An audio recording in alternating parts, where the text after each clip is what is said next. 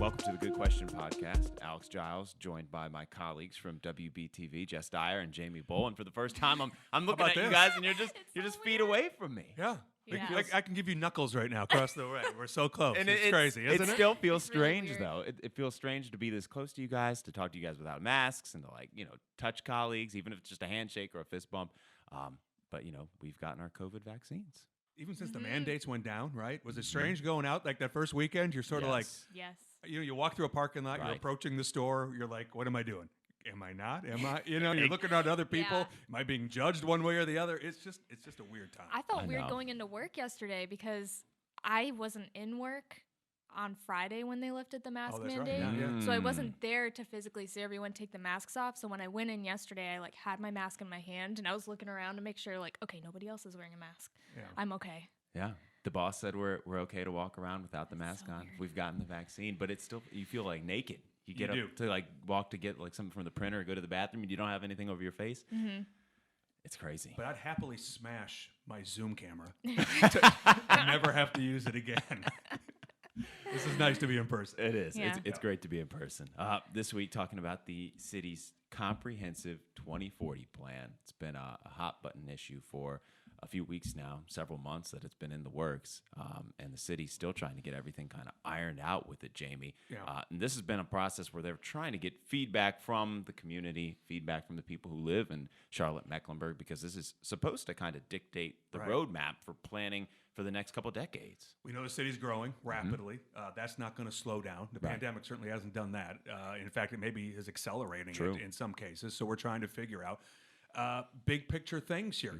How do we bring more affordable housing into the community? How do we grow equitably in the community itself? And Jess, you'll remember, what was it, two years ago, we went down to City Hall, the government center, and they were doing a board game. Oh, yeah. Where they were starting to sort of try to figure this stuff out and figure out what priorities were. So this has been going on for some time, and now there's this written document, and of course, the fine details are what people are going to debate now. Yeah, and I think, so I want to say it was back in February, Eli Portillo had written something for UNC Charlotte Urban Institute, and he was saying this plan has been kind of floating around for a while, but people aren't really paying attention to it, and city leaders are worried that it's going to pass, and by the time people realize that they don't like it, it's going to be too late. Right. We've seen some of these council meetings get fairly heated with discussions about what's going into this plan, and I can't help but wonder in the back of my head how many people at home are really concerned about the plan. And I know the city's tried to emphasize, this is important because you're the people that live here, and you're going to have to live with what we decide to do in terms of how we plan some of these neighborhoods moving forward.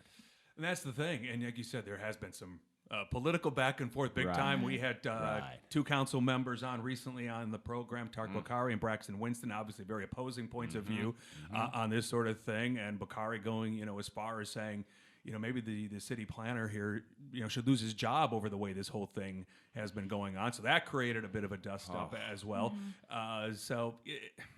It's a big deal. I mean, Yes. these are people's largest investments are their homes, right? Yep. And so, everyone's going to be concerned about how your neighborhood is going to look. You Sure. moved into a neighborhood thinking it's going to be this. Is it going to be that going forward? Then you've obviously got the major issues facing this community. The number one issue probably overall, right, is this the affordability for people as well. And how do we create more housing for more people that they can afford, live near their work, Right. Instead of having to trek all the way across town on a bus to get to where you might work. You'd like to Exactly. live close to where you work. So these are tough issues. Really are.